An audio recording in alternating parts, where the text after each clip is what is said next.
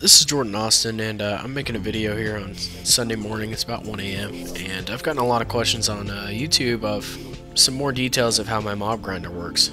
So I thought I'd share that with you guys, give you a little bit more of an idea of some of the stuff we've got on our server and how that works. To answer a couple questions that come up every time I've made a Minecraft video, and I still get messages today, there's two things I get asked. One is, what's the music? Well, the music's the original Minecraft music, except I listen to it in iTunes.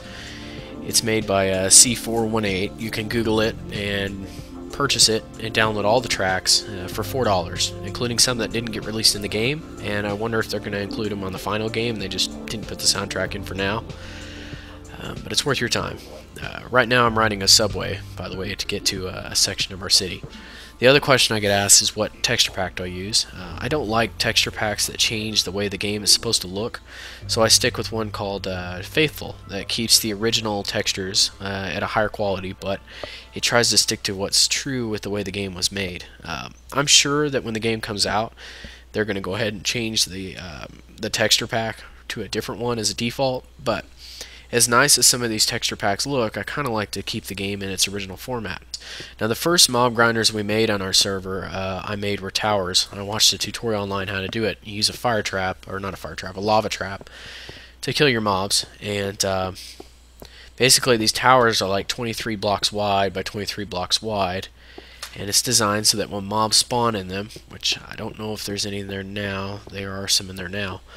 Along the outsides of these rooms are water canals, and these water canals push the mobs to the corners of the room, and then in the corners of the room they fall down to the bottom layer of the tower, and it pushes you through a basic trap that I use in all my traps, and it's just water that pushes you alongside a cactus into lava, which is suspended over ladders.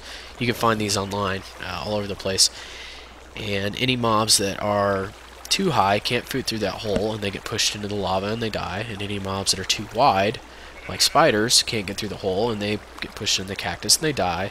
And everything gets pushed to the center of the room or to a receiving area where you've got a whole bunch of stuff being collected. Like I said, these were our original towers. They're about 13,000 blocks of cobblestone per tower. You can do them by yourself in about 3 hours to build each.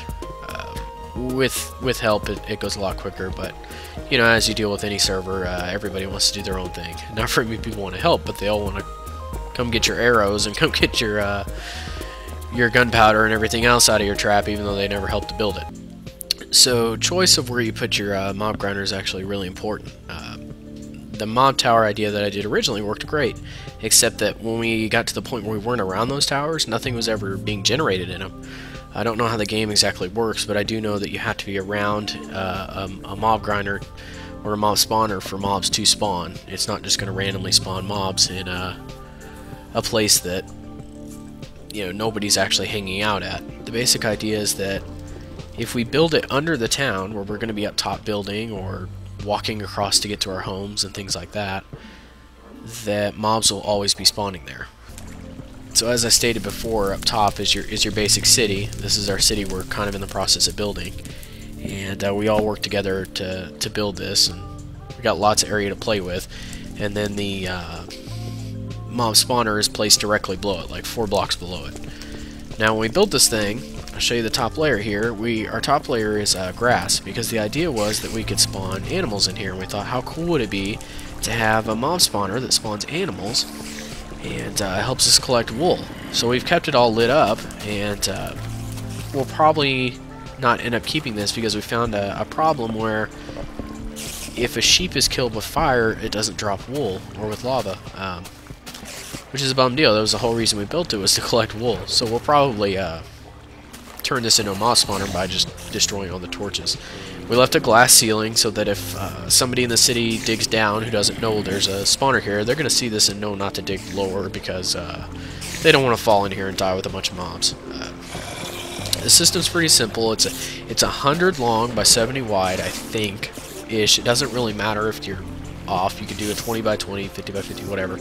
Down the middle is a canal that pushes everything to the center, and off the sides are canals that push towards the middle canal.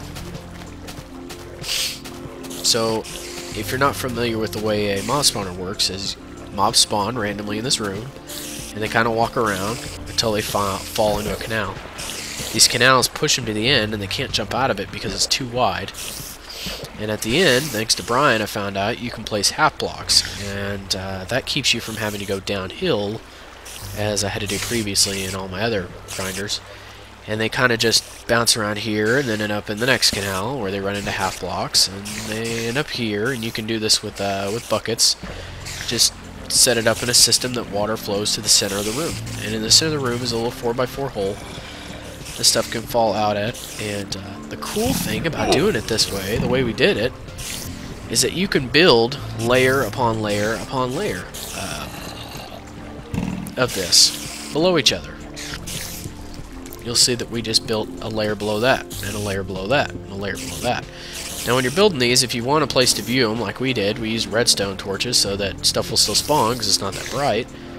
Make sure you use a 2 or 3 thick glass wall so that if a creeper's coming by here, or spiders or something like that, you don't have to worry about it blowing up and taking out this whole system. This gives you a way to look and see how well it's working and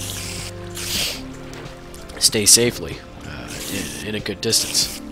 So we build these canals on top of each other, 100 by 70 rooms by 4 tall, with a canal down the middle with canals leading into that main canal going down the middle. Now you're wondering how long it would take to haul this out.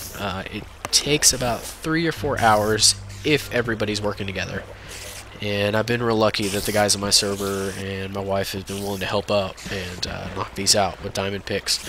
If we're all working together, 3 or 4 hours. If we're kind of staggering it, doing it over the course of 3 or 4 days, it might take a single person 8-10 hours to haul this out. And if you collect all the cobblestone as you're hauling it out, by the time you're done, you've got enough cobblestone to build the foundation, the actual platforms that stuff spawns on, and you know, pushes to the middle. Now the trick to all this is that it collects at the bottom, at bedrock. I think we could probably fit another 6 layers in here, but since 1.5's come out, we're not going to do that because there's so many mobs spawning now, there's not really a point in continuing it any more than it is. So everything comes down here in the center to bedrock, and we built the trap that's kind of encased in glass so you can see how it all works. And you can see the mobs up there that are getting pushed down here. If you're not familiar with these, you can find them on YouTube.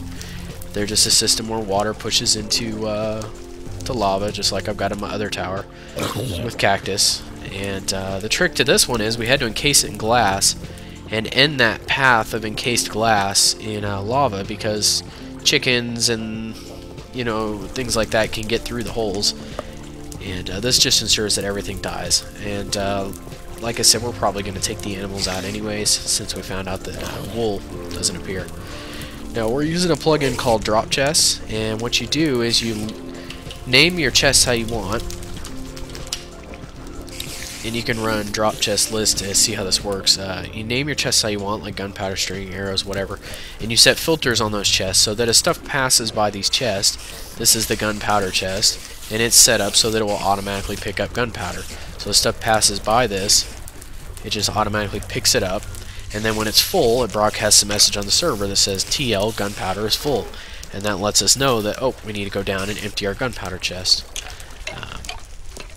As they get full, which usually we've had too many pork chops and things like that, we overflow them over here into these chests. So you've got your 100 by 70 rooms with these long canals that have canals leading into them that push to the center of a room, and you got them stacked on top of each other. At the bottom at bedrock, you've got a killer with a path that comes off, and if you're running drop chests, then you can set up chests that automatically collect this stuff. If you don't have drop chests on your server, then you could just stand here and collect it manually if you wanted. Not sure the exact number of mobs. I've been asked that. How many mobs per minute? How many mobs per day? I don't think it really matters. If you look up there at how much stuff's coming down, it's way more than you'll ever use. So building it under a city, everybody has plenty of resources, and with everybody contributing, it ends up being more than we'll ever need. So I hope that gives you guys an idea of how this works, and if you have any more questions, just send me a message on YouTube and I'll try to reply.